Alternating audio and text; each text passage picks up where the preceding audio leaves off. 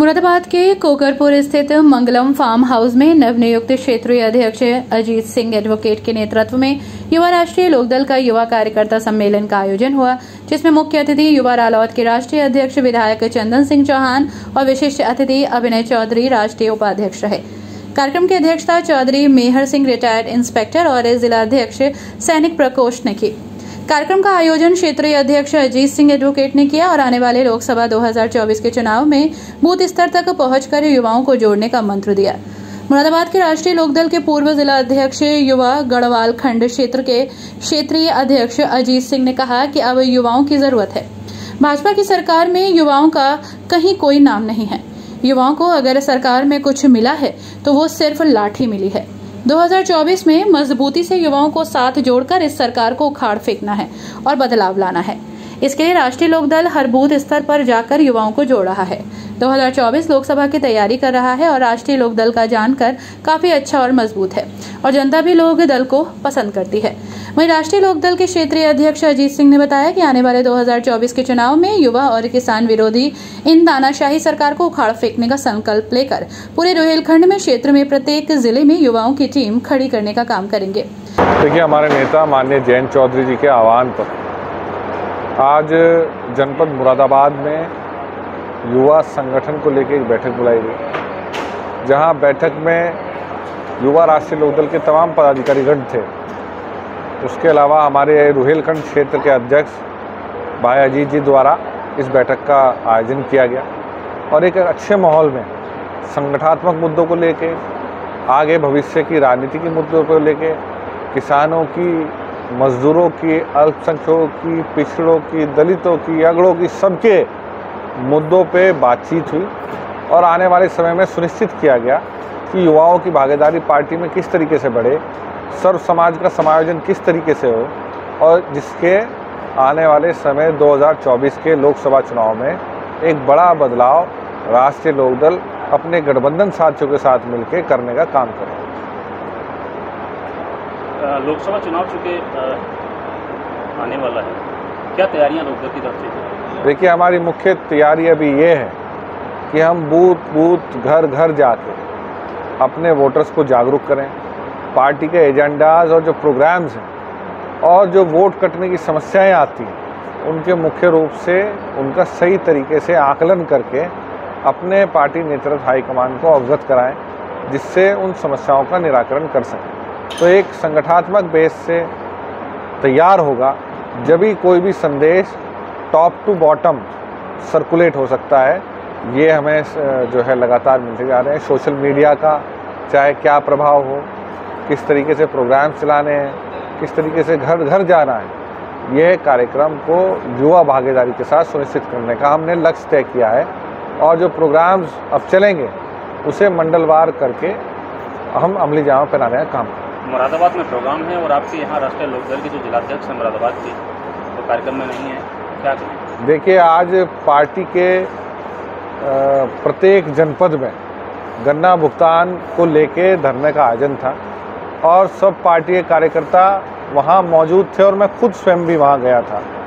वहाँ ज्ञापन दिलवाया, क्योंकि पार्टी के सबके अलग अलग काम पार्टी में बटे हुए हैं। मुख्य अध्यक्ष जी, माननीय अध्यक्ष जी मेरे से मिल के और अपना कार्यक्रम में लगे हुए हैं। मेरा यूथ की जिम्मेदारी है तो मैं युवाओं के कार्यक्रम में यहाँ आया हूँ और प्रकोष्ठों के जो लोग होंगे वो अपना अलग अलग काम कर रहे हैं। तो सबके काम है, ऐसा नहीं है। पार्टी एक परिवार है और एकजुट होकर माननीय जयंत चौधरी जी का आदेश का पालन करते हुए एक एक सिपाही राष्ट्रीय लोकदल का तैयार।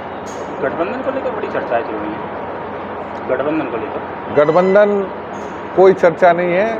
इंडिया गठबंधन एनडीए को 2024 में हराएगा और माननीय जयंत चौधरी जी जब राज्यसभा सदन खत्म हुआ तो खड़गे साहब के साथ बैठक में शामिल हुए।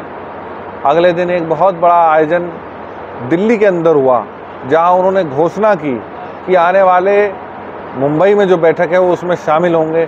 अगर उसके बाद भी जो चर्चा चल रही है तो उसका कोई जवाब किसी के पास नहीं है। पर इतना ज़रूर है, राष्ट्रीय लोकदल माननीय जयंत चौधरी जी, अखिलेश यादव जी और एक गठबंधन का बड़ा प्रारूप आने वाले समय में 2024 में भारतीय जनता पार्टी के एनडीए गठबंधन को उत्तर प्रदेश से हरा के भेजेगा। आपने मंच से भी कुछ कहा कि जो वर्तमान में सरकार है उसके पास पैसा छापने की मशीन है, पैसा छाप रहे हैं, क्या है वो सवाल थोड़ा?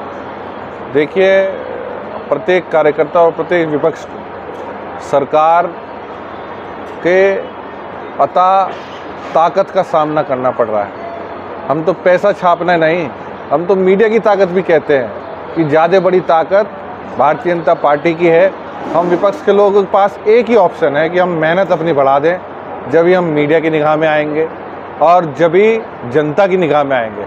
और जनता की अदालत में सबसे बड़ा पेशेंस और सबसे बड़ा चीज़ मेहनत ही है, और इसके अलावा कोई और ऑप्शन नहीं है कि हम आगे बढ़ सकें और अपने एजेंडे को जनता तक पहुंचा सकें। सर, आगामी लोकसभा चुनाव में गठबंधन की, इंडिया गठबंधन की बात होती है, यूपी से के चंद्रशेखर आज़ाद जो है वो भी शामिल होंगे।